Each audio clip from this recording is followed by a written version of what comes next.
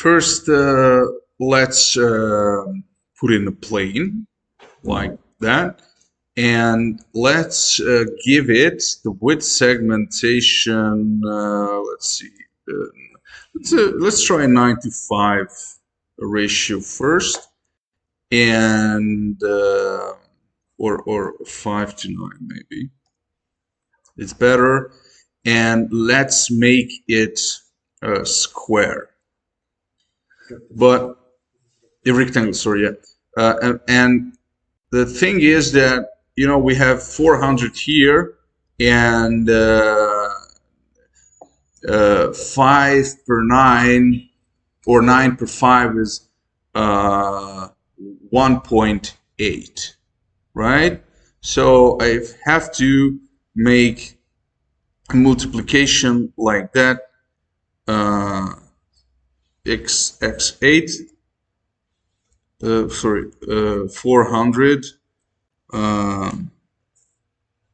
multiply 1.8, so that's 720. If I grab my measure tool just to make sure it's okay, I go to Guide, Measure and Construction, and I turn on the snap tool. Point snap is okay. I click here, press the shift key, and I click here. That's 80, and I go here, press the shift key, and it's 80 by 80. So you're good to go.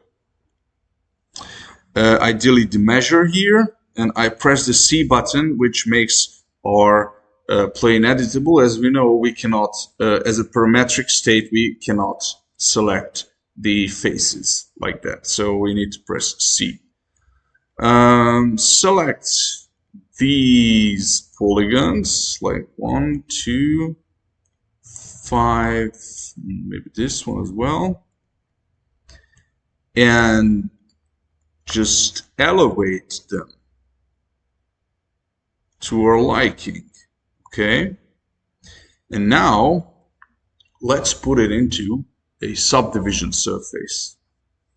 I press the Alt button and click on the subdivision surface, so it's automatically will introduce the subdivision surface plane. Now what we have to do is to give a thickness to this plane. So I press the D button, and without ticking in the create caps, I will get a hollow object. You see, it's not really a closed object, it's hollow. So if I press the create caps, then I will have a good object with thickness. Maybe it's a bit too much, so I make it a little bit thinner like that. And now a very good thing is going to happen. I will use a thing that's called sharpening, subdivision surface sharpening. I need to select loops. I press UL, I select this and this as well, and I press the point button, point, hold it down, click with the mouse, hold it down, and slide it to the right. You see? This way, I can sharpen these edges without adding geometry. And if you want to see a building like that in life, you just go out to the blind people institute to having a seat, and on the other side there will be a parking car. So while these are sharpened on in the real life building, we need to sharpen these edges in the model as well. So press the point again, and I make them pointy like that. Okay. Now, basically, I have this structure. Maybe when I take a look at here for uh, structural or functional purposes, the middle part is elevated because we can see, as we see here, it's a little bit, well, you know, it feels unusable. And here I just select these two and I go to the front view with a middle click, press shade, or I go to line mode, and I may elevate it, let's say, to the half size. And here we have a bigger thickness at these points. So let's do this as well. I select these parts and I elevate them a little bit, because as we can see on the real model, we have a bigger thickness here and a lower thickness here. We can always adjust the whole thing as I press the UL in edge mode, and I press the UF, which is a field selection, so I can select everything inside of that selection, and I make the whole thing a little bit smaller, and then I can scale it as I want to, because I made it a little bit well, it's taller in the real life. Okay, and now I have to create that glass wall.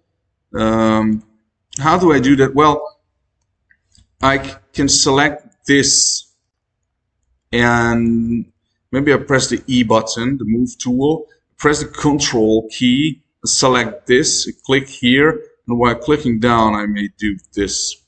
And for the size I type 0 and I put it 0 as well. And here what I do is I need to disconnect it. So I press UD, or even better, UP. It splits it. And from here I delete it with the backspace button or the delete button.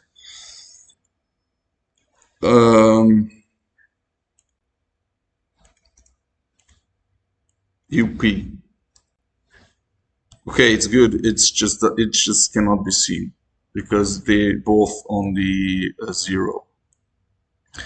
Okay, here I have to make a little bit of offsetting, normal direction offsetting, normal or direction movement. So I select the whole thing. You know what? I put it into a whole new subdivision surface object, press 4, select all with Control A, and I press the MZ button, which is the hotkey for normal move, normal transform, and normal move, and I go a little bit inside, maybe like that. Yeah, albeit it's not the best solution. Let's try another thing. I grab the subdivision surface, press 3, I hide it, I press the C button, and what I'm going to do is select this loop here, and yeah, I press maybe UF, and I press UK, which will shrink it, or even shrink it one more. No, it's going to fine. It's going to be fine. And now I want to select the outline of this selection, so we have a selection tool for that as well. Select outline selection, I press it, and I go to the move tool, I press Control key, and I do this procedure again, 0, 0. I select this loop polygons, and I don't need the other things. So I press the UI, which is invert the selection, and I press delete. Okay, so I have this glass wall. Good thing. I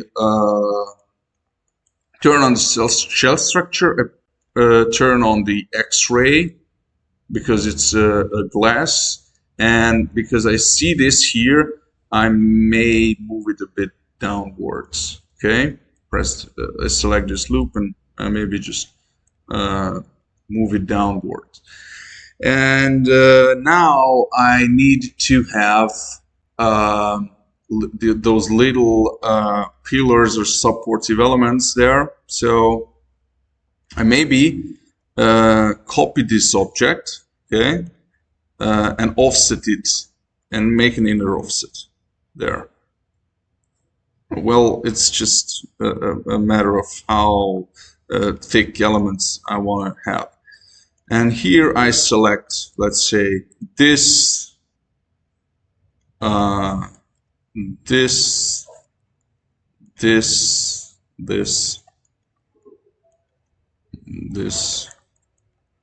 and this. Maybe it's a bit too few, but I don't care right now. Okay, let's go with these as well because it will be a bit more believable.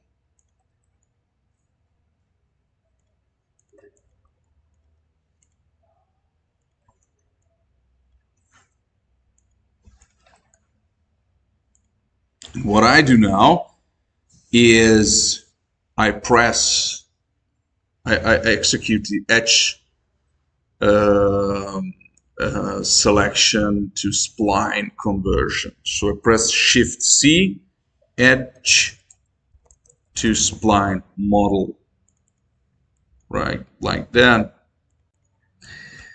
And now I need to add a profile to these splines here. Just I press the I button to only see these, and I put them into a sweep with the Alt button pressed down. Now Shift button with the rectangle, I make them small, press the I button again, and here we have this support thing, okay? And let's say I 4 the width and height, okay? And let's say here I have, and here I finish, because we don't need to match this precisely, but just to understand the modeling method of this whole thing, okay? So this is it.